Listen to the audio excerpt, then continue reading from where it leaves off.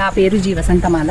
నేను ధర్మసారు భారత ఉన్నత పాఠశాలలో జీవశాస్త్ర ఉపాధ్యాయునిగా పనిచేస్తున్నాను. అసలు విజ్ఞాన శాస్త్రం అంటే తరగతి గదిలో నేర్చుకునేది అసలే కాదు. అది ప్రకృతిని పరిశీలించి దాని ఆధారంగా రకరకాల ప్రాజెక్టులు చేసి చూసి శోధించి నిర్ధారించుకుని సూత్రీకరించగలిగేది.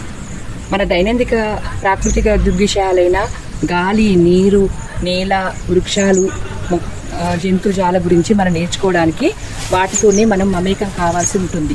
అంతేగాని తరగతి గదిలో ఏమాత్రం మనం నేర్చుకునే విషయాలు నిజ జీవితంలో ఉపయోగించుకునే విధంగా ఉండదు. ఓన్లీ ప్రకృతిలో మాత్రమే మనం నేర్చుకోవాలంటే ఇలాంటి అడవులను మనము దాంట్లో మన విద్యార్థులను తీసుకుని వెళ్ళి ఆ విషయాలను మనం నేర్పాల్సి ఉంటుంది. జాతీయ విద్యా హక్కు చట్టం 2009 ప్రకారం కూడా విజ్ఞాన శాస్త్రాన్ని శాస్త్రీయ దృక్పథంతో స్థానిక పరిసరాలతో వనరులతో కూడుకున్నవి ఉండాలని నిర్ధారించింది. దానికే ప్రాధాన్యత ఇవ్వాలని తెలిపింది. అందుకు అనుగుణంగా మా పాఠశాలలో మేము స్థానిక వనరులు అందుబాటులో తెచ్చుకోవాలనే ఉద్దేశంతో ఈ మియావాకి అడవిని ఒక సంస్థ సహాయంతో మేము రూపొందించుకోగలిగాము. ఇంత వృక్షాలు చాలా అడవి పెంపొందింది.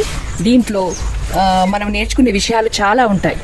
జీవ వైవిధ్యం సంరక్షణ, మొక్కల నుండి ఆహార ఉత్పత్తి, దీంట్లో మెరుగే వివిధ రకాల ఆవరణ వ్యవస్థలు, తర్వాత జంతువుల నుండి ఆహార ఉత్పత్తి, పక్షుల గురించి, తర్వాత ఆహారం ఎలా తయారు చేసుకుంటుంది, వాటి వల్ల ఏమి ఉపయోగము, వీటిని మన దైనందిక జీవితంలో విద్యార్థులు ముందు వారి వ్యవసాయ ఉత్పత్తుల విషయంలో కానీ శాస్త్రీయ దృక్పథాన్ని పెంపొందించుకొని అధునాతనంగా ఇంకా వారి జీవితాన్ని మలుచుకునే విధంగా మేము తర్ఫీదిస్తున్నాము.